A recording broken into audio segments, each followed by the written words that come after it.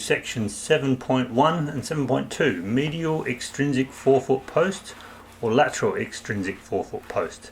So extrinsic means external to the shell. So I've finished with the shell and the rear foot adaptations. We're now into the forefoot, and this will be a little addition of the same material as the shell, or if you want to specify another one, put it on the back page with a little asterisk near here to say that you want the forefoot post on the medial side at a certain degrees or at a certain millimetre high, and that'll then transition down to flush on the lateral side of the foot, and inversely, if it's on the lateral side, it'll then transition down to the medial side. So that's 7.1 and 7.2, extrinsic forefoot posting.